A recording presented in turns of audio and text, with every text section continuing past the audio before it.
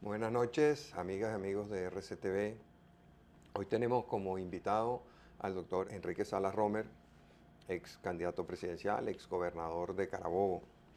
Enrique, ha habido mucha especulación recientemente porque alguna gente piensa que tú has lanzado tu candidatura ya a la opinión pública. Y estaba viendo una encuesta el otro día.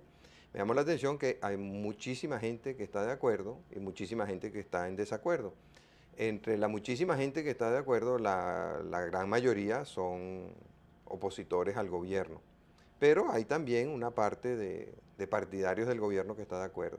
Y entre los opositores, la mayoría son partidarios del gobierno y la minoría son partidarios de la oposición. Entonces, está ese elemento ahí en el aire de tu candidatura, si es oportuna, si no es oportuna, ya tú nos comentarás sobre eso.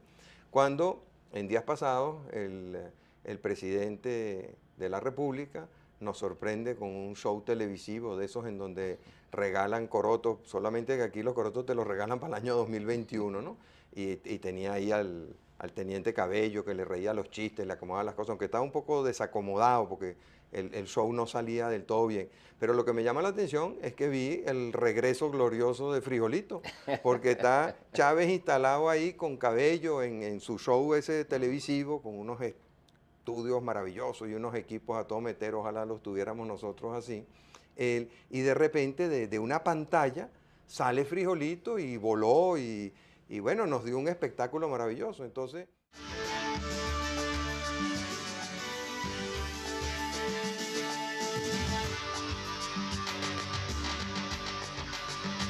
yo no sé si es que tú le cediste Frijolito al presidente Chávez. Mira, yo creo que atando las dos preguntas, lo que quiere decir que ya el caballo llegó a Miraflores, ahora viene el jinete, ¿no? Está bien. ¿Y cómo está el caballo, por cierto? Tú sabes que anda enamorado, Marcelo. ¿El caballo está Sí, enamorado? tipo un caballo Oye, que ojalá que no se contagie en Miraflores de eso. está enamorado, le di sabana, fue un caballo bastante mayor, y ahora anda enamorado de una yegua y cada vez que lo quiero montar, corre, se ve que Está se me bien. escapa, ¿no? Bueno, Eh, entonces tú piensas que es que el caballo llegó a Miraflores.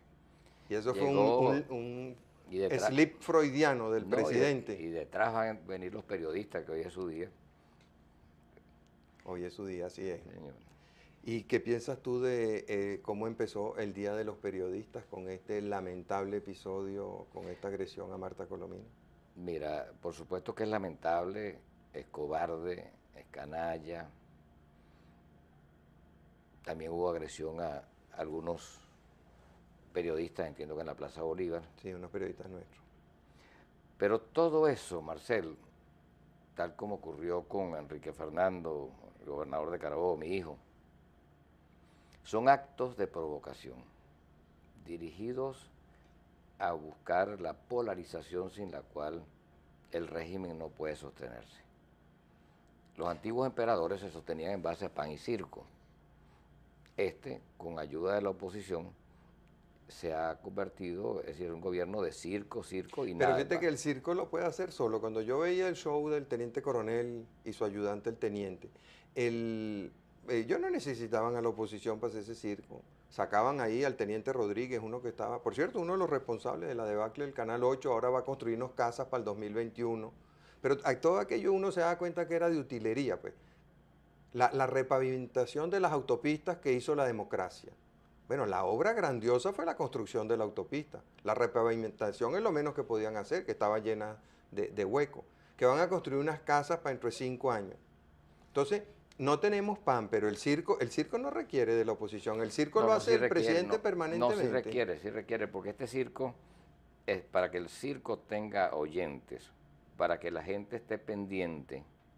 Tú necesitas crear una tensión que haga a la vez que la gente se olvide de sus problemas reales. Mientras nosotros estemos ventilando nuestras angustias, mientras nosotros estemos expresando nuestras preocupaciones, mientras nosotros en vez de buscar o trabajar para el referéndum estemos haciendo tortazos, catiazos, petarazos, guairazos, el país entretenido no se va a acordar de sus problemas que son gravísimos. Yo creo que hemos tenido, me decía un un hombre bien inteligente, uno de los grandes analistas de opinión, tú lo conoces, pero no vale la pena mencionarlo, que normalmente, o a través de las edades, el ser humano ha estudiado muy bien los hábitos del animal que quiere cazar. De hecho, en Venezuela tenemos aquel dicho que para madrugadora, perro que duerme en la cueva, ¿no? Entonces le agregaba, nosotros hemos estudiado muy bien a Chávez, pero no para cazarlo, sino para imitarlo. Entonces, el gran problema que tenemos y la única razón por la cual se sostiene con un nivel mínimo de popularidad este gobierno es porque nosotros hemos impedido con esa tensión que le hemos impreso al proceso político, que la gente se dé cuenta de la gigantesca penuria social que está viviendo. Ahora, ¿cómo haces tú para que la gente no se indigne cuando traen miles de cubanos, que esos sí tienen trabajo y comida y comodidades, mientras hay millones de venezolanos desempleados? O cuando tú ves generales y coroneles afectos al teniente coronel robando a mansalva y la gente muriéndose de hambre en las calles, los hospitales en el más absoluto abandono. ¿Cómo quieres tú que la gente no se indigne cuando esa cosa pasa? Yo leía en Tal Cual en estos días una denuncia del saqueo que están haciendo desde el Ministerio de Hacienda con unos bonos de deuda pública. Y no estamos hablando de millones de bolívares, estamos hablando de centenares de millones de dólares. Y el fiscal sin hacer nada, el contralor sin hacer nada, el presidente sin hacer nada. Entonces uno dice, ¿cómo es posible? ¿Cómo quieres tú que la gente no se indigne cuando ve eso? Cuando ve que sus niños se mueren en los hospitales de mengua, por desidia, por abandono, que no hay empleo. O sea, Venezuela es el país con el índice de desempleo más alto en este continente. Sí, pero muchas veces quien se indigna no es el que está sufriendo el problema. Y nosotros tendemos a generalizar en lugar de tomar testimonios de aquellos que están sufriendo, que son gente sencilla, que están siendo profundamente afectados. Ahora, esto tiene dos cosas que hay que tomar en cuenta. En primer lugar, que tenemos que mordernos la lengua, porque sabemos que es una estrategia, una táctica. O sea, tu tesis o tu hipótesis es que la estrategia de Chávez es provocar, provocar. Todos tenemos sangre en el cuerpo, Marcel, y yo te confieso que más de una vez me tengo que morder la lengua. Yo me imagino que el gobernador de Carabobo, cuando le cierran las puertas y le ponen unos militares enfrente, le dice: usted, gobernador de Carabobo, anfitrión de este evento, no puede entrar. Debió haber sentido todo tipo porque también, de rabia. Pero no la expresó, dejó que los hechos hablaran, ¿no? Esa es una cosa. Lo otro es que nosotros no nos hemos dado cuenta de que este hombre ya se va y que está en su último año de gobierno y que lo que tenemos que comenzar es hablar del futuro. Bueno, en su último año de gobierno sí logramos el referéndum revocatorio, pero él va a hacer todo lo posible para impedirlo. Podrá hacer lo que quiera, pero no lo va a poder evitar. ¿Por qué? Bueno, porque no lo va a poder evitar a menos que nosotros caigamos en la provocación, Marcel. Hay una mayoría abrumadora de personas que lo quieren, y no solamente personas que están contra su gobierno, sino personas que están del otro lado y que sienten igualmente que Venezuela tiene que tener una salida electoral, una salida pacífica, una salida constitucional, que es la única manera de evitar un drama mayor, una guerra civil, un derramamiento inútil de sangre. Entonces, si nosotros nos mentalizamos, nos ponemos gringolas, como le hacen a los caballos de carrera, para que no miren para todos lados, y nos concentramos exclusivamente en el referéndum, cosa que no está haciendo la coordinadora, que después de firmar aquel acuerdo supuestamente tan vendido al mundo entero como una seguridad, como un instrumento que con seguridad nos iba a llevar al referéndum, se ha dedicado a organizar marchas y marchas partidistas y no marchas que realmente responden al sentimiento de las grandes masas de personas que están sufriendo. Si nosotros no nos concentramos en el referéndum, si nos concentramos en el referéndum es inevitable. Y al ser inevitable, lógicamente será el primer paso para ir a unas elecciones presidenciales. No, claro, una vez que se dé el referéndum, bueno, si lo gana el presidente Chávez, él se quedará los 3 años que le quedan de gobierno y si lo pierde, a los 30 días tiene que haber una Está elección. bien, pero eso es un referéndum, que yo no lo llamo revocatorio, yo lo llamo referéndum constitucional, porque podría ser también confirmatorio, como tú lo estás Sí, señalando. Pero es el momento en que los venezolanos vamos a decidir ir a elecciones. Y eso me trae de regreso a la pregunta tuya inicial, cuando tú hablabas de que la gente dice que si yo me lancé, que no me lancé. El hecho de que me haya lanzado o no me haya lanzado realmente no viene al caso porque la percepción fue que me lancé. Pero es que a veces hay que avanzar para unir, en lugar de unir para avanzar. Yo noto mucho una tendencia entre muchos factores de la oposición, y nosotros no nos consideramos de la oposición, sino somos una alternativa de poder, representantes de una revolución, la revolución de la sociedad civil, de los vecinos, que nace con el proceso de descentralización. Pero hay unos factores importantes de la oposición que lo que quieren es amuñuñarse y no se dan cuenta de que no le están mostrando al país ningún tipo de liderazgo y que además no le están señalando qué viene después de Chávez. Si tú te ubicas en el caso del presidente Caldera, que con todos los errores que pueda haber cometido en su último gobierno, ha sido un hombre honorable, recto, con una serie de virtudes. Tú veías su popularidad estaba en el suelo, pero si lo hubieran ofendido, si nos hubiéramos lanzado al ataque de él sin tomar en cuenta que estaba saliendo del poder, con seguridad habría tenido 30, 40 o 50% de las personas que le habrían brindado su apoyo simplemente porque no era correcto. Y lo mismo ocurre con Hugo Chávez. Es una persona que nadie en su acuerdo podría poner los dineros en sus manos. Fíjate, déjame desarrollar esto un segundito. Los Estados Unidos, para que veas las aberraciones en que hemos caído los venezolanos, decidieron que su mejor cantera de liderazgo eran los gobernadores.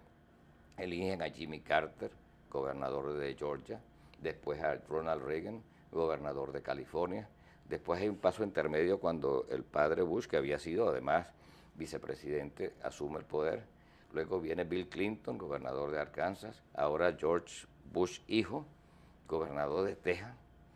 Tú te vas a Europa y encuentras que el primer ministro alemán viene de ser gobernador. Te vas a Francia y encuentras que Chirac fue por muchísimos años alcalde de París. Te vienes a Latinoamérica, encuentras a Vicente Fox, gobernador, presidente de México. A Uribe, Álvaro Uribe, gobernador, presidente de Colombia. Ahora tenemos en Argentina también un gobernador electo. Y nosotros escogimos, y no quiero que se sienta peyorativo porque no es una ofensa para nadie, el ejercicio militar, todo lo contrario, son los hijos, son los representantes, son los herederos de ese glorioso ejército libertador que nos dio la independencia. sí, yo tenía entendido que el ejército venezolano lo fundó Juan Vicente Gómez. No, pero el ejército en su sentido simbólico nace con... Pero ¿a dónde voy? A lo siguiente, ¿cuál era la experiencia del presidente actual? Él lo confesó, recuerdo que en la reunión de Fede Cámara a la cual ambos asistimos, él confesó que él solamente había manejado una cantina militar. Entonces, en lugar de nosotros aprovechar esa cantera gigantesca que tenemos de gobernadores y alcaldes, electos a partir de 1989, que hemos cabalgado sobre esa ola modernizadora que es la descentralización, no los tomamos en cuenta. ¿Tú piensas que Venezuela tiene una administración de cantina militar? Bueno, no quiero ofender, ¿no? Pero es que una cantina militar no es otra cosa que un pequeño bar, un sitio donde pasar un buen rato. Tú no puedes manejar el país como se maneja una cantina militar. Y ni siquiera lo puedes manejar como lo maneja una empresa. Mira, cuando yo fui electo gobernador, habiendo tenido bastante experiencia empresarial a lo largo de mi vida, de gerencia, y habiendo pasado 5 años en el Parlamento venezolano, mira, Marcelo, tú tienes que aprender muchísimas cosas, porque la política es terrible, es difícil. Tú tienes una serie de situaciones que a veces son complicadas. Es como si tú eres capitán de un barco que sabes que debes llegar a un determinado destino, pero de repente te sorprende una tormenta que no tiene nada que ver con tus planes y que no tiene nada que ver con los intereses del país, pero que sin embargo tú de alguna manera tienes que sofocar sin perder el sentido de dirección. Bueno, esa experiencia no la tenía Hugo Chávez, esa experiencia no la han tenido muchos presidentes venezolanos y esa experiencia es la que yo pienso que tiene que salir adelante y por eso hemos dado un paso adelante, pero no solamente nosotros, sino pidiéndole a todos aquellos que tienen aspiraciones, si es que las tienen, Y si es que además tienen el guáramo de enfrentarse a lo que se va a heredar aquí, porque el próximo presidente va a recibir una cosa terrible y va a tener solamente 2 años para medio arreglarlo. Bueno, que le digan al país que quieren, que están a la orden, por lo menos que están disponibles, y después del referéndum ya la nación se habrá hecho una idea de cuál de nosotros puede hacerlo mejor. Porque la próxima batalla electoral, Marcel, va a ser entre el hombre que divide y aquel venezolano o venezolana que muestre que tiene las mejores credenciales para volvernos a unir a todos los venezolanos sin exclusión. Vamos a cumplir unos compromisos. Al regreso quisiera que habláramos un poco más sobre esto. ¿Cuál es el país que tú crees que va a heredar el próximo presidente? ¿Cuál es el país que nos va a dejar el teniente coronel Chávez? Ya regresamos.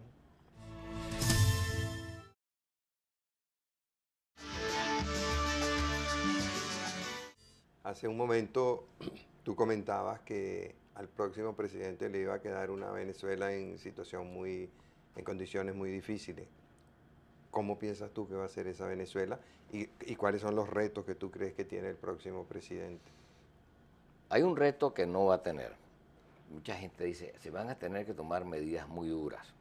Eso no es cierto. Medidas más duras que las que ha tomado este gobierno. Imposible, Marcelo. Compáralo con el gran viraje de Carlos Andrés, con las medidas del paquete Bueno, de nunca había, Caldera. el peor momento del gobierno del presidente Caldera, que es tal vez el que ha tenido más dificultades en los últimos 20 años, el desempleo era la mitad del desempleo que hay hoy en Por día. eso, entonces aquí se ha devaluado la moneda, pues no es un control de cambio siquiera. Aquí se han ahuyentado a decenas de miles de empresas, aquí se ha generado 1,5 millones de nuevos desempleados, más de la mitad del país está vendiendo perolitos en la calle. Es decir, nosotros no necesitamos un ajuste como los anteriores. Yo creo que el paquete Chávez es un paquete mucho peor y hasta cruel, porque eliminaron también los programas sociales que en otras épocas más o menos paliaban la situación. Pero lo que sí hay que Bueno, hacer... ahora montaron Mercal, tienen un programa social ahí, Mercal. Yo no sé si ayuda a los pobres, pero a los que lo administran parece que sí los ha ayudado mucho. con toda seguridad. Y la gente se da cuenta de eso, ¿no? de que hay muchísimo más corrupción que antes. Pero entonces, a donde iba con relación a las medidas, yo digo, la primera medida que hay que tomar, bueno, déjame comenzar de nuevo. El proyecto de país del que tanto se habla ya existe. El proyecto de país no es otra cosa que, aquí hay dos proyectos de país. Uno que se incubó en la oscuridad de los cuarteles, que revienta o aflora en el año 1992 y que se hace gobierno nacional con el triunfo de Hugo Chávez. Y otra revolución, que yo le he llamado muchas veces la revolución de los vecinos, la revolución de la sociedad civil, que nace con la elección de los primeros gobernadores electos por voluntad popular y que ha traído esa cantera de liderazgos ya experimentados a los cuales te hice referencia anteriormente. Entonces, nosotros no tenemos que inventar, sino profundizar ese proceso. Entonces, Pero fíjate, tú, pensando un poco en eso, aquí hay gobernadores que tienen altísimos niveles de popularidad, podría decir bueno, el caso de Enrique Fernando, tu hijo, pero el caso de Manuel Rosales, el caso de Enrique Mendoza, pero hay gobernadores, lo que es el pobre gobernador de Vargas, el gobernador de Cogede, el de Mérida, el de Trujillo, el de Táchira, esos tienen niveles de popularidad inferiores a 5%. O sea, no todos los gobernadores, por el hecho de haber sido elegidos popularmente, son populares. no, pero está hablando de coger a cualquiera, Mm. pero ha tenido muy buenos gobernadores. La camada que me tocó a mí, estaba Andrés Velázquez, estaba Osvaldo Respaz, estaba Carlos Tablante, habían un número de personalidades, estaba Mariano Navarro en Lara, Sí. estaba Guillermo Guillermo Cal, Cal, que ahora vuelve a estar, o sea, personas realmente que lo hicieron bien y han sí. hecho su trabajo. Entonces, ¿Y en qué se diferencia esa revolución de la revolución de los militares golpistas? bueno, porque vamos a hacer esto y después regreso a lo que pues, tú me preguntaste sobre las medidas que habría que tomar. Se diferencia en lo siguiente, la que se incubó en los cuarteles es por fuerza de la psicología militar centralizadora, autoritaria, ah, tiene una fuerte tendencia a la violencia en el lenguaje y en la violencia en las ejecutorias. No tiene experiencia administrativa, no acepta ni reconoce las virtudes de la sociedad civil. Sí, hay una visión de cuartel prácticamente en lo que tenemos. En cambio, la otra... Es que los golpistas son superiores, ellos saben más que todo el mundo. Yo te aviso. Entonces, la otra revolución es revolución de los vecinos y la sociedad civil, porque todo este movimiento que nos lleva a la descentralización nace a partir de los años 70, a la luz del sol, cuando empezamos a protestar en el momento en que se empezaron a deteriorar terriblemente todos los servicios en el país. Había una administración centralizada en Caracas, los gobernadores los nombraba el presidente por recomendación del partido, los alcaldes los nombraba el Centro de Acción Democrática o el Comité Nacional de COPEI. O sea, no había representatividad y la gente dijo de repente, basta, y Caracas, seguir el ejemplo que Caracas dio, el Caracazo de 1989 sacudió los cimientos de la sociedad venezolana y ese año se eligen los gobernadores y el 1 de enero comienza la ley orgánica de descentralización. Y por cierto, casi todos los gobernadores fuimos reelectos y por márgenes altísimos. Yo casi logré 3/4 partes de los votos. En el año 92, el mismo año en que surgen las azonadas militares, nosotros fuimos reelectos con una mayoría tremenda. Bueno, esa revolución nos lleva a un par de cosas que son bien importantes. Primero, que hay que reconocer el rol de la sociedad civil y que hay que aprovechar todos los talentos y capacidades que allí hay. Segundo, que el Estado no termina en los confines del gobierno, sino que hay que fraguar alianzas horizontales para aprovechar, como hacen las empresas privadas, por outsourcing, aprovechar cosas que se pueden hacer mejor en el sector privado que se pueden hacer en el sector público. Por ejemplo, el sistema de correo o el sistema carcelario venezolano. En manos privadas tendría el mismo control del Ejecutivo, pero podría funcionar mucho pero mejor. este gobierno ha hecho mucho outsourcing. La DICIP se la entregaron a los cubanos, la importación de alimentos se la encargaron a los cubanos, la alfabetización se la encargaron a los cubanos. Es verdad, pero también lo están exagerando para generar esa paranoia y todo el mundo ve cubano hasta la sopa. Nosotros que hemos tenido en Carabobo entrenadores deportivos cubanos, sabemos que todos se quedan en Venezuela. Eso no quieren regresar al mar de la felicidad. Claro, eso conocen lo que pasó allá, que se van ahí. Pero si acaso regresa alguno es porque dejó algún familiar muy querido atrás. La mayoría se casa con venezolanas y ya no quieren volver. Entonces ese poco es cubano. ¿Qué comunismo ni qué comunismo? A la hora que encuentran que aquí se puede comer, que aquí se puede vivir decentemente, se van a quedar acá. Habrá uno que otro.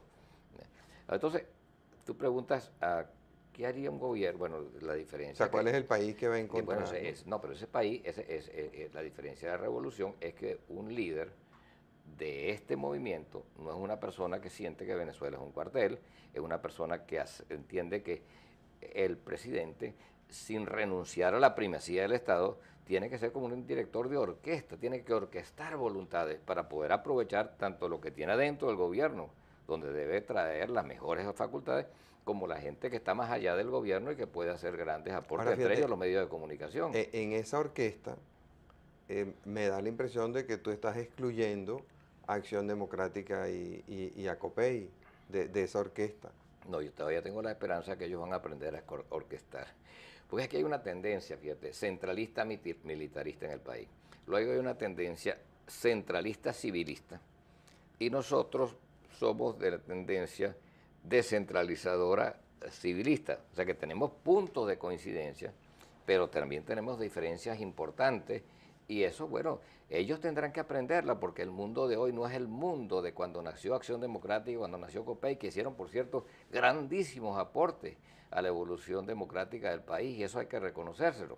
Pero ellos no supieron adaptarse a este surgimiento de la sociedad civil.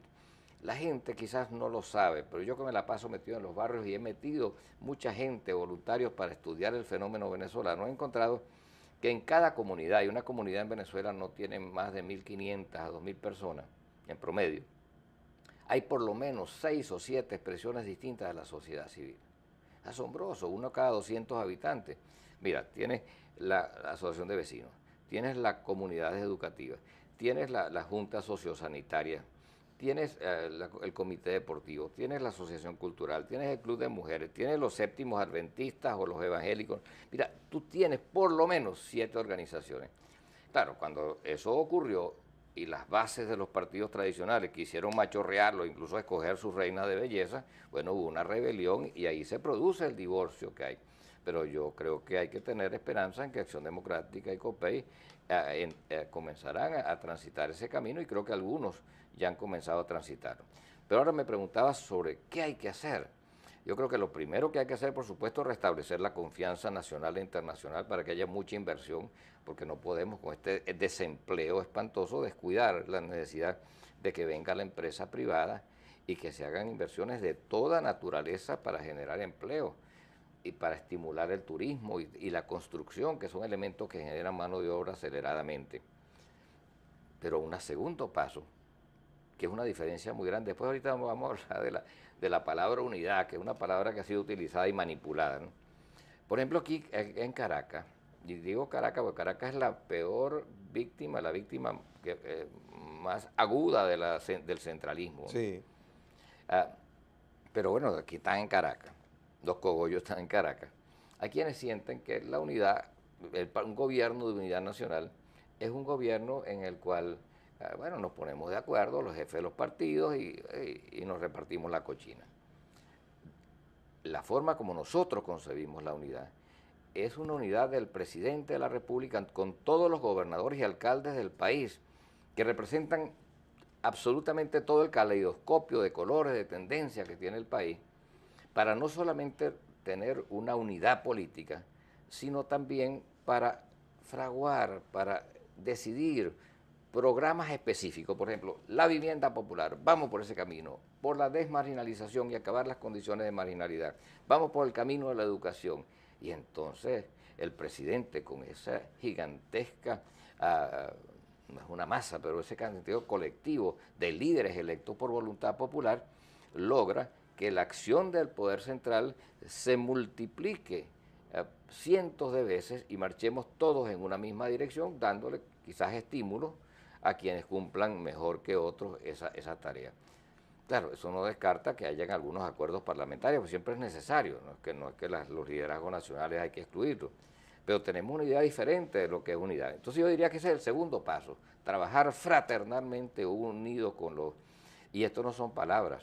El 20 de diciembre del año 1989, unos 10 días antes de tomar posesión los primeros alcaldes, yo los invité a mi casa. Carabobo en aquel momento tenía 10 alcaldes, 6 eran ADECO, 3 eran masistas y 1 era independiente. Y a mí me había apoyado COPEI y el MAS, y algunos partidos pequeños. Bueno, firmamos un acuerdo. Lo que es bueno para ti es bueno para mí. Aquí se acabaron los partidos, vamos a gobernar para todos. Y Marcel, mientras yo ganaba en algunos municipios de Carabobo, ganaba con el 70 y tanto %, los alcaldes ADECO, en este caso, estoy hablando del occidente de Carabobo, que tú lo conoces bien, Bejuma, Montalbán, específicamente eso, pero no, solamente Bejuma y Montalbán me refiero porque eran los ADECO, aunque no estoy seguro si el de Miranda también. Bueno, ellos fueron electos con más del 60% de los votos, o sea que la gente no es boba, la gente sabe cruzar.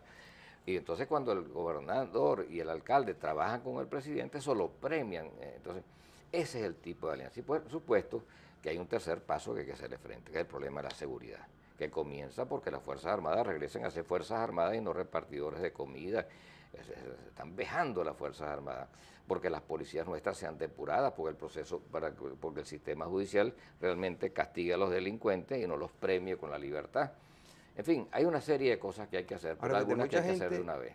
Perdón, mucha gente piensa que para que eso pueda ser posible, o sea, para que pueda celebrarse el referéndum constitucional y revocarle el mandato al presidente Chávez, es indispensable que la oposición se una.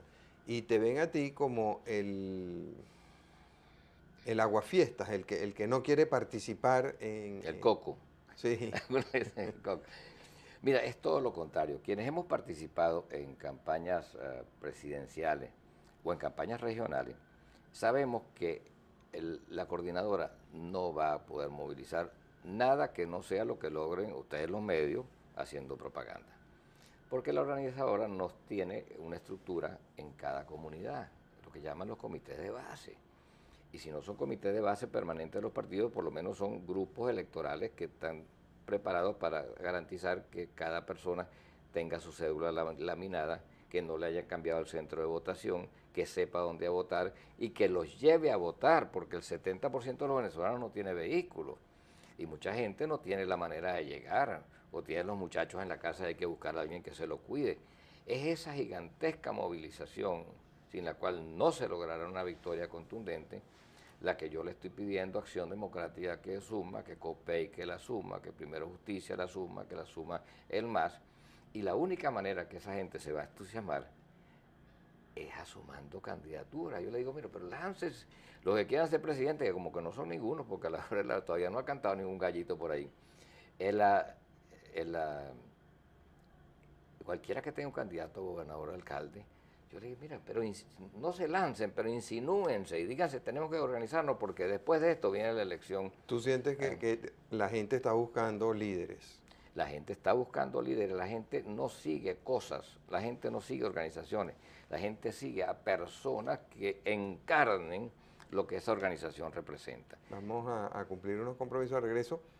Quisiera que conversáramos sobre este planteamiento.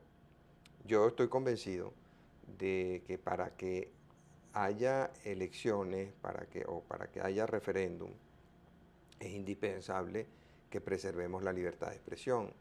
Y una de las razones por las cuales Fidel Castro ha podido perpetuarse durante más de 44 años en el poder de Cuba, a pesar de que él ha asumido en la más absoluta pobreza y miseria de todo tipo, es porque allá no hay medios de comunicación, allá no hay libertad de expresión, todo la controla el Estado.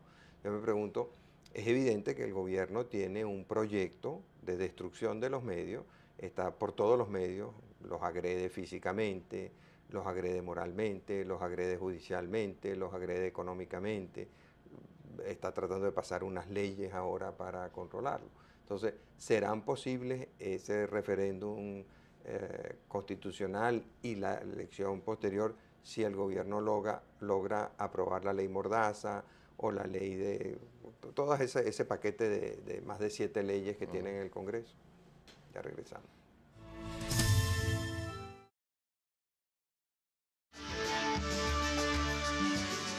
Hace un momento habíamos dejado pendiente una pregunta para el doctor Salas Romer y ¿es posible tener elecciones, es posible tener referéndum sin libertad de expresión, con unos medios de comunicación doblegados como lo pretende el gobierno del teniente coronel Hugo Chávez? Imposible, Marcel. La libertad de expresión es consubstancial a la libertad misma. En el momento en que yo me pongo, me imagino, el gobernador de Carabobo, le cierran aquellos portones, militares del otro lado. Si ustedes no hubieran estado allá, nadie lo habría sabido. Nadie se entera. Y te digo esto porque... Bueno, el atentado contra Marta Colomina, si no hubiera habido medios que lo difundieran, nadie se entera. Y el golpetazo que me dieron a mí, ¿te acuerdas? Sí. Que por cierto, unos canales tengo que reclamárselo. Lo utilizaron en la preventa y uno de ellos le metió hasta un ruido y mi cabeza sonaba como un tambor. No, pero esas son evidencias de Puente Llaguno, aquellas imágenes de la gente disparando. Sin los medios de comunicación es imposible. Ahora, yo te voy a decir cuál es mi impresión. Yo creo que ni la ley para reformar el Tribunal Supremo de Justicia, ni la ley de contenido van a pasar. Pero tienen una mayoría en la Asamblea Nacional y además vemos que si alguno se medio descuida, le montan una persecución con amenazas a su vida, a sus bienes, a su familia. Bueno, pues yo creo que no pueden, por dos razones. Primero, porque no creo que tienen la mayoría. Y en segundo lugar, porque la reacción internacional, tanto a la intervención del Tribunal Supremo como a los medios, sería tan grande, sería una evidencia tan absolutamente... Ahora, a mí me sorprende que todavía hagan falta más evidencia. O sea, uno ve lo que pasó en PPTES, o sea, el saqueo que ha ocurrido en PPTES. O sea, Yo estaba el otro día revisando las cuentas nacionales y me di cuenta, primero, ni siquiera han publicado el balance de Petróleos de Venezuela todavía, ¿no? O sea, tienen 6 meses de atraso y todavía no hay balance. Pero después, de acuerdo a las cifras que ellos dan, estamos vendiendo 3 millones y pico de barriles diarios. Eso debería producir 2.000 y pico de millones de dólares mensuales. Uno va a las cuentas nacionales y encuentra con que se han perdido como 8.000 millones. Hay 8.000 millones de dólares que están desaparecidos. Entonces yo no sé si están en cuentas suizas de los jerarcas del régimen o si están en Cuba, pero no creo que estén hablan de Qatar también. de Qatar. Bueno, o están en Qatar o están dónde. Entonces, si son capaces de eso en un país que está sumido en la miseria, en el abandono, en la pobreza, han sido capaces de robarse más de 8.000 millones de dólares, le están entregando las Fuerzas Armadas, los organismos de seguridad y la educación a los fidelistas, a los cubanos de Fidel.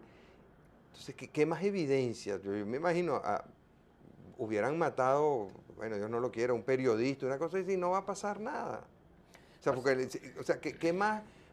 Bueno, el propio pasado de los señores. O sea, la acción criminal del 4 de febrero, del 27 de noviembre, los centenares de muertos que produjeron, que ni siquiera les quitan el sueño. Pero nada de eso va a ser investigado si nosotros no ganamos el referéndum y elegimos un presidente capaz de unir a los venezolanos.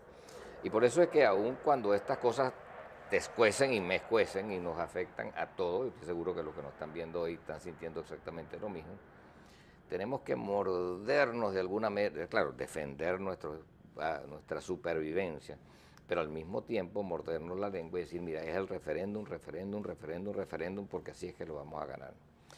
Ahora, yo te decía... ¿Tú crees que si no hay referéndum habrá violencia? Si no hay referéndum, a partir del 19 de agosto, cada día que pase, el gobierno es menos legítimo.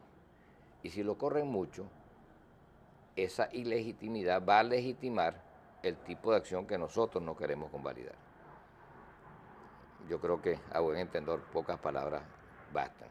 En la medida que el gobierno trate de alejar el referéndum, ya está maniobrando con el asunto de y eso pudiera ser la salida que están buscando. Bueno, Uno ve que están provocando a los militares. O sea, cuando el presidente de la República, además un teniente coronel, acepta que un sargento delante de él se refiera a Fidel Castro como su comandante en jefe, ¿a quién está ofendiendo? Está ofendiendo a las Fuerzas Armadas. Por supuesto. Y eso fue deliberado. Eso fue en uno de esos shows televisivos que él monta, creo que el del domingo, que es una cosa toda preparada. O sea, eso fue hecho deliberadamente. Entonces, si el presidente, ¿para qué está provocando a las Fuerzas Armadas? Me lo está provocando para que asomen la cabeza los que están en desacuerdo con eso y poderlos sacar de las Fuerzas Armadas o no ascenderlos. O sea, otra es para exasperarlos, exacerbar su patriotismo, no sé, su rabia y ver si le tratan de tirar un golpe de Estado y entonces justificar ya No, yo creo que por ahí van los tiros, Marcelo. Y por eso los pocos ¿Tú crees que él está buscando un golpe? Sí, está buscando un golpe que lo puede dominar, una especie para de... él legitimarse. Legitimarse y terminar. ¿Y cómo hacemos para evitar ese golpe? Bueno, yo creo que si los que nos puedan estar oyendo, los oficiales, yo les pediría que tuvieran calma, paciencia. El arma del presidente es la violencia, la nuestra tiene que ser la paciencia. Esperar el momento. Ya en el 19 de agosto, cada día, ¿qué pasa? Va a ser como un goteo. Cada vez que caiga una gota, es menos legítimo el gobierno. Y llegará el momento que no será solamente ilegítimo, sino será ilegal. Y entonces se podrán justificar cualquier tipo de acción que no es la que nosotros queremos.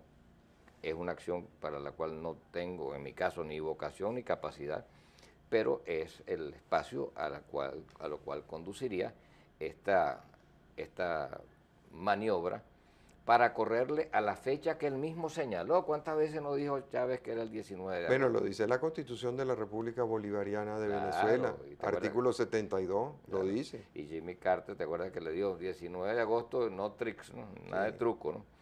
Ahora, Marcel, yo quería volver un poquito Pero antes de eso, que quisiera hacerte una pregunta distinta. ¿Cómo te imaginas tú a Venezuela después de Chávez? O sea, ¿qué cosas te imaginas que pudieran ocurrir? Bueno, el próximo presidente va a ser un presidente tanto o más asediado que Betancourt. Va a tener muchas dificultades, pero va a tener una ventaja que nace de la descentralización, de la capacidad, la posibilidad de trabajar con tantos gobernadores y alcaldes y darle al país un sentido de auténtica unidad, un sentido unitario y de dirección. Y yo me imagino un país que comenzará rápidamente a recuperarse si nosotros sabemos generar, como yo estoy seguro que lo podremos generar, confianza internacional, si elegimos, por supuesto, un presidente que tenga algunas cualidades, ¿no? Para que pueda ser respetado, y no solamente que sea respetado, sino que sea respetable. Ahora, justo antes del 19 de agosto no deben ocurrir las elecciones para gobernador y alcalde en todo el país. 19 de agosto. Sí, antes del 19 de agosto, o sea, en julio, agosto del año que viene, no Así, tienen que ocurrir las elecciones para gobernadores y alcaldes. es correcto. ¿Y cómo se van? Yo no he visto ningún preparativo para esas No, elecciones. ya se está moviendo. Sí. Al menos me encontré en Mérida, Acción Democrática, ya recogiendo su 1 por 10. En fin, yo creo que ya a raíz de ese llamado que nosotros hicimos a que los partidos comiencen a trabajar, algunos han comenzado a trabajar. ¿Y eso no distraerá la atención del tema del referéndum? No, porque está trabajando, tú tienes que llevar a la gente a votar. Esa es la virtud de las grandes maquinarias partidistas, y Acción Democrática nadie niega que tenga fuerza.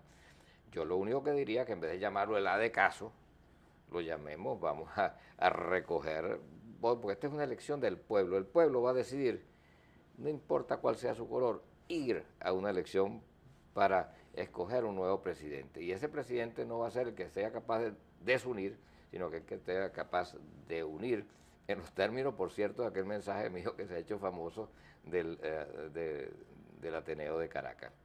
Pero yo quería agregar una cosita, Marcel, que es la siguiente. ¿Por qué tú tienes que asomar tu candidatura? Sugerirla, insinuarla. Porque también el país tiene derecho a conocer cuál es el país que vamos a construir, a dibujarse lo que vamos a construir después. En el caso nuestro, tenemos tantos proyectos, no solamente para hacerlos nosotros, si el pueblo venezolano nos llama, sino para ponerlo a la orden de cualquier presidente, así como le pusimos el programa Unidos por tu Casa antes de que saliera en Carabobo. Se lo entregamos a Ignacio Arcaya, ministro de Relaciones Interiores, en el momento que se produce la tragedia de Vargas, porque pensamos que más que ganarnos los méritos nosotros, era importante que el país tuviera una respuesta. ¿En qué consistía ese proyecto? Bueno, el proyecto Unidos por tu Casa es un proyecto de autoconstrucción, el cual el gobierno entrega los materiales de una manera dosificada, los vecinos por Callapa hacen su propia vivienda, y allá en Carabobo se han construido como 15 o 18 mil viviendas de ese tipo. ¿Y por qué lo rechazó el gobierno? No, creo que ni siquiera lo tomaron en cuenta. ¿Cómo pasó con la ayuda americana? Sí, bueno, no sé, no quisiera llegar más allá porque no sé qué hizo Ignacio, ¿no?, en ese momento. Pero ¿a dónde voy? Caracas debe recordar que yo presenté el proyecto Alfa. Y la idea es es humanizar los cerros de Caracas, es construir 30 grandes centros comunitarios con grama, en los cerros, con grama para las actividades deportivas, para la recreación, con escuelas, con pequeños cuarteles de policía, con prefectura, con iglesia, con pequeños centros comerciales. De manera que los cerros, en vez de convertirse en cuestiones impenetrables, fluyan no hacia abajo, sino hacia arriba. Incluso estaban ya diseñados conceptualmente los puestos donde aterrizarían los helicópteros para casos de emergencia médica. También no mencioné la medicatura. Inmensos tanques de agua subterránea para surtir de agua a todas esas barriadas populares. O sea, en lugar de tratar de rescatar los cerros de abajo hacia arriba, y de que la vida de los cerros sea de arriba hacia abajo, y rescatarlos de arriba hacia abajo. Claro, porque es hacia arriba donde se esconde el malandraje, porque ahí solamente llegan ellos. Todo lo contrario, tenemos que cambiar la orientación de la vida comunitaria, que además no existe allí. La gente recuerda los teleféricos. Creo que un candidato dijo que yo estaba haciendo un Coney Island. Bueno, mira, la imaginación conduce a soluciones así. Ahora, frente a tantas dificultades, ¿por qué quieres ser presidente? Porque yo soy un bombero que no le puede decir no a un incendio. Yo a veces le digo a la gente, cuando un bombero no puede decidir cuando hay un incendio, un médico no puede decidir cuando hay un enfermo grave que lo necesita. Yo me imagino a aquellos muchachos, los bomberos de Nueva York, cuando se produce ese espantoso ataque a las Torres Gemelas, y ellos sabían el peligro que corrían y sin embargo subieron aquello para tratar de apagar el incendio. O sea que tú no puedes tener, y eso es lo que a mí me preocupa, que no aparecen otros, Marcelo. Y uno tiene que sincerar este juego. La gente quiere saber quiénes tienen el Guáramo, pero con el Guáramo tienen que tener un poquito de conocimiento y de experiencia y de capacidad de unificar un país que va a quedar profundamente dividido para enfrentarse a ese reto de en 2 años darle una media vuelta, compensar a mejorar el país y enfrentarse inmediatamente después a una elección. Tú hablas mucho de unir a un país dividido. ¿Eso incluye el chavismo? Por supuesto que sí, por supuesto que sí. ¿Cómo visualizas tú esa reunificación de Venezuela con los sectores chavistas? Mira, yo creo que simplemente gobernando sin aceptar colores partidistas. Así goberné yo en Carabobo. Carabobo era un estado muy partidizado. Incorporé a los dirigentes de distintas toldas que tenían ciertas cualidades, a que fueran prefectos o que asumieran responsabilidades, no como cuotas partidistas, sino simplemente dándole participación a la gente que realmente tiene una vocación comunitaria. Y por esa vía se fue logrando un ambiente que permite, cuando tú entiendes que tu gobierno no gobierna para su facción, sino que gobierna para todo, poco a poco esas cosas se van resolviendo. Por supuesto que aquí habrá que sacar nuevamente una ley tipo contra vagos y maleantes o sobre vagos y maleantes, que una ley de muchos años, que todos sabemos que era teóricamente inconstitucional, pero que me permitía controlar a los malandros en los barrios. Hoy en día, con la situación gravísima que hay en los barrios populares, no solamente de Caracas, de todo el país, con los muchachos vendiendo drogas, con individuos desadaptados, nosotros tenemos que ponerle orden a aquellos en lugar de hacer lo que ha estado haciendo este gobierno. ¿Qué ha estado haciendo este gobierno? Bueno, dándole un sueldito para que se mantengan echando varilla en distintos momentos, ¿no? Entonces, Este gobierno ha estado armando delincuentes. Sí, si no los ha estado armando, por lo menos los ha estado subsidiando para que sirvan de barrera de amenaza, de amedrentamiento para la población. Entonces nosotros tenemos que cambiar, porque eso hay que poner orden, Marcelo. Caracas tiene que ser una ciudad hermosa, esta es la cuna de la libertad de América, y mira cómo la tenemos convertido en una posilga, ¿no? Sí. Y es algo... Un basurero, parece. Bueno, pero tú tienes que tener amor. Me decían que incluso Miraflores está convertido en una cosa espantosa. Yo tengo mucho tiempo que no voy. Bueno, pero me lo contó alguien que tuvo que ir allá anoche, y me dice, Enrique, tú no tienes idea de lo que está pasando en Miraflores. Miraflores está, que parece una cosa. Y uno tiene idea de eso. Bueno, y Pepetesa no parece una posilga también. No sé, yo no he estado allá, Marcelo. Y los hospitales. Tú no has estado en Miraflores y yo no he estado en PPT. Y los hospitales y las escuelas. Todo el país está vuelto un desastre. Pero como uno ha sido gobernador y ha visto una transformación total, como yo sé que en la maternidad del sur de Carabobo, por ejemplo, los médicos cumplen religiosamente el horario y las madres son atendidas con un amor increíble, e incluso se les da una canastilla, incluso se les lleva hasta su casa después que dan a luz. Como yo conozco el servicio de atención de emergencia que tiene Carabobo, por control satelital, que maneja 1,5 millones de casos de emergencia al año de forma absolutamente gratuita. Como he visto en los milagros que hemos logrado en el deporte. Tú sabes que casi 35% de las medallas de oro que cosecha Venezuela salen de deportistas carabobeños, y eso no tiene nada que ver con que los carabobeños sean superiores a otros. Eso tiene que ver con despartidizar el deporte. ¿Y esa experiencia de Carabobo tú crees que es exportable al resto de Venezuela? Algún día, yo una vez decía, el hombre que cambió a Carabobo unificará a Venezuela. Eso suena como muy electoral. Pero sí esa experiencia y la experiencia de otros estados que han tenido digamos, la iniciativa para despartidizar, porque tú tienes hay 3D y ahora hay una cuarta. Primero tienes que descentralizar para que la autoridad esté más cerca del pueblo. Después tienes que despartidizar para que el gobierno sea para todos y no solamente para los tuyos. Luego tienes que desmarginalizar porque la gente que vive en condiciones de supervivencia, no tienes agua, no tienes cloaca, no tienes calle, no tienes nada, lógicamente no puede aportar. Somos como un país hemipléjico en que la mitad funciona y la otra tiene que a duras penas sobrevivir. Y el recurso humano, todos sabemos que en esta era de las comunicaciones es el recurso más importante del país. Tenemos que superarla. Y eso ha sido superado en gran medida en el estado Carabobo, en algunos estados a medio, en otros no ha sido superado en absoluto. Pero hay una cuarta, tenemos que despolarizar el país.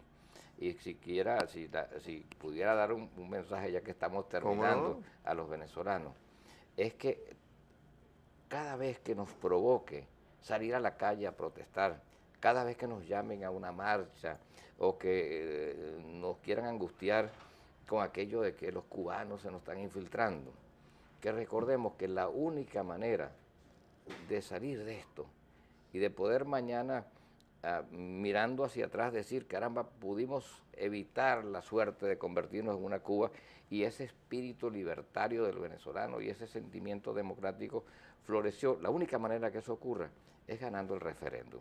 Y el referéndum no se va a ganar hasta tanto hagamos una de dos cosas, o hagamos dos cosas. La primera, eliminar el circo. El país no necesita circo, ni del gobierno ni de la oposición.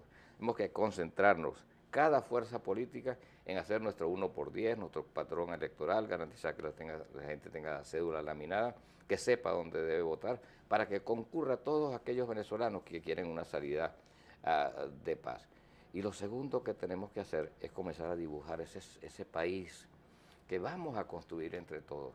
Yo puedo garantizarte, Marcel, que hay una Venezuela posible porque la he vivido, porque la hemos construido en pequeño, en un estado Carabobo, con venezolanos, igual que los que existen en cualquier parte del mundo, y que si nosotros tenemos esa fuerza, no hay nada que nos detenga, y Venezuela, en lugar de ir hacia el tercer mundo, va a ser muy pronto un país de primer mundo. Ojalá que Dios te oiga. Para terminar, ¿qué mensaje le enviarías a Frijolito ahora que se le metió en el cuarto a Chávez? Bueno, que se prepare, que deje la novia, porque hay que ensillar. Bueno, muchas gracias amigos por su atención. Los espero el próximo domingo a esta misma hora.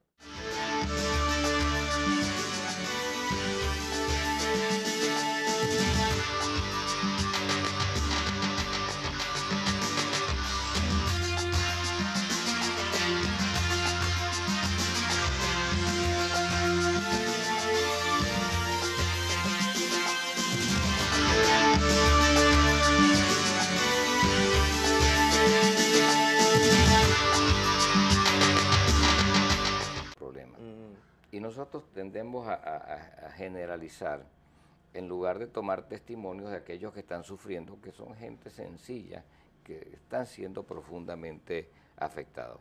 Ahora, esto tiene dos cosas que hay que tomar en cuenta.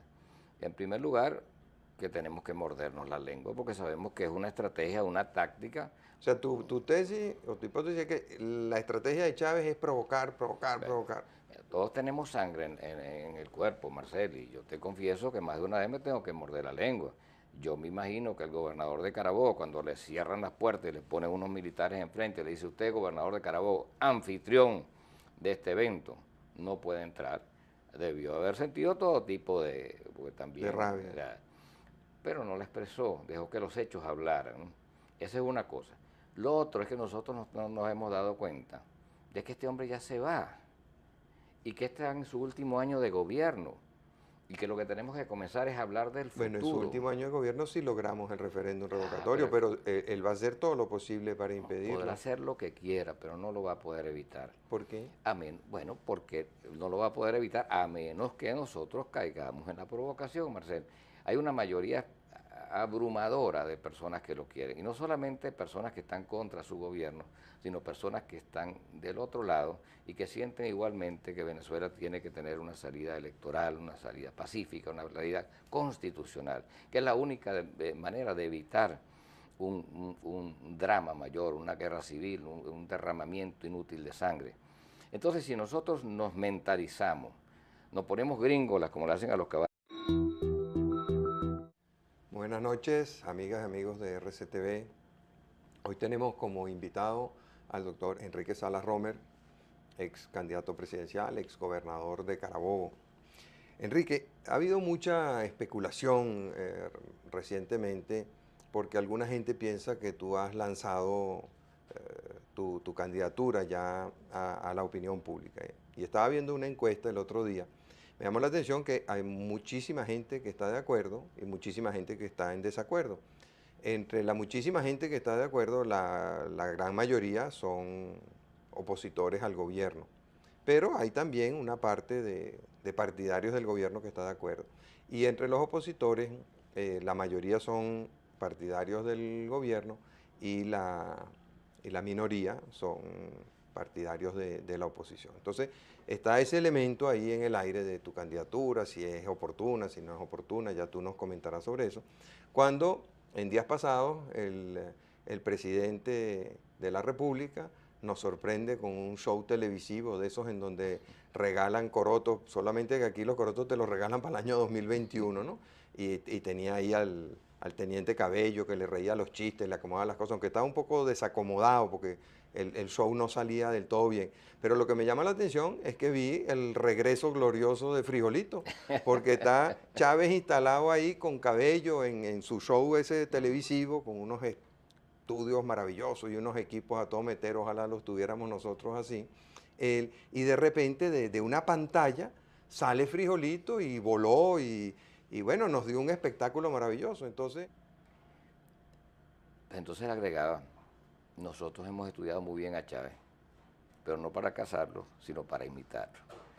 Entonces, el gran problema que tenemos y la única razón por la cual se sostiene con un nivel mínimo de popularidad este gobierno es porque nosotros hemos impedido con esa tensión que le hemos impreso al proceso político, que la gente se dé cuenta de la gigantesca penuria social que está viviendo. Ahora, ¿cómo haces tú para que la gente no se indigne cuando traen miles de cubanos, que esos sí tienen trabajo y comida y comodidades, mientras hay millones de venezolanos desempleados? O cuando tú ves generales y coroneles afectos al teniente coronel robando a mansalva y la gente muriéndose de hambre en las calles, los hospitales en el más absoluto abandono. ¿Cómo quieres tú que la gente no se indigne cuando esa cosa pasa? Yo leía en Tal Cual en estos días una denuncia del saqueo que están haciendo desde el Ministerio de Hacienda con unos bonos de deuda pública. Y no estamos hablando de millones de bolívares, estamos hablando de centenares de millones de dólares. Y el fiscal sin hacer nada, el contralor sin hacer nada, el presidente sin hacer nada. Entonces uno dice, ¿cómo es posible? ¿Cómo quieres tú que la gente no se indigne cuando ve eso? Cuando ve que sus niños se mueren en los hospitales de mengua, por desidia, por abandono, que no hay empleo. O sea, Venezuela es el país con el índice de desempleo más alto en este continente. Sí, pero muchas veces quien se indigna no es el que está sufriendo el circo y Pero nada. fíjate que el circo lo puede hacer solo. Cuando yo veía el show del teniente coronel y su ayudante el teniente, ellos no necesitaban a la oposición para hacer ese circo. Sacaban ahí al teniente Rodríguez, uno que estaba, por cierto, uno de los responsables de la debacle del Canal 8, ahora va a construirnos casas para el 2021. Pero todo aquello uno se da cuenta que era de utilería, pues. La repavimentación de las autopistas que hizo la democracia. Bueno, la obra grandiosa fue la construcción de la autopista. La repavimentación es lo menos que podían hacer, que estaba llena de huecos. Que van a construir unas casas para entre 5 años. Entonces, no tenemos pan, pero el circo no requiere de la oposición. El circo lo hace el presidente permanentemente. No, sí requiere, porque este circo es para que el circo tenga oyentes, para que la gente esté pendiente. Tú necesitas crear una tensión que haga a la vez que la gente se olvide de sus problemas reales. Mientras nosotros estemos ventilando nuestras angustias, mientras nosotros estemos expresando nuestras preocupaciones, mientras nosotros en vez de trabajar para el referéndum estemos haciendo tortazos catiazo, petarazo, guairazo, el país entretenido no se va a acordar de sus problemas que son gravísimos. Yo creo que hemos tenido, me decía un hombre bien inteligente, uno de los grandes analistas de opinión, tú lo conoces, pero no vale la pena mencionarlo, que normalmente, o a través de las edades, el ser humano ha estudiado muy bien los hábitos del animal que quiere cazar. De hecho, en Venezuela tenemos aquel dicho que parlapa madrugadora, perro que duerme en la cueva, ¿no?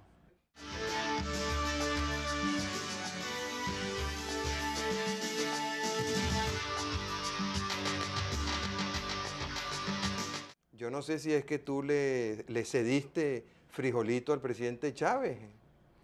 Mira, yo creo que atando las dos preguntas, lo que quiere decir que ya el caballo llegó a Miraflores, ahora viene el jinete, ¿no? Está bien. ¿Y cómo está el caballo, por cierto? Tú sabes que anda enamorado, Marcelo. ¿El caballo está enamorado? Sí, tipo un caballo. Oye, ojalá que no se contagie en Miraflores de eso. Está enamorado, le di Sabana, fue un caballo bastante mayor, y ahora anda enamorado de una yegua y cada vez que lo quiero montar, corre, se ve que me escapa, ¿no? Bueno, entonces tú piensas que es que el caballo llegó a Miraflores. Y eso Llegó, fue un y detrás, slip freudiano del no, presidente. y detrás van a venir los periodistas, que hoy es su día. Hoy es su día, así es. Señor. ¿Y qué piensas tú de cómo empezó el Día de los Periodistas con este lamentable episodio, con esta agresión a Marta Colomino? Mira, por supuesto que es lamentable, es cobarde, es canalla. También hubo agresión a algunos periodistas, entiendo que en la Plaza Bolívar. Sí, unos periodistas nuestros. Pero todo eso, Marcel, tal como ocurrió con Enrique Fernando, el gobernador de Carabobo, mi hijo, son actos de provocación dirigidos a buscar la polarización sin la cual el régimen no puede sostenerse. Los antiguos emperadores se sostenían en base a pan y circo. Con ayuda de la oposición, se ha convertido, es decir, un gobierno de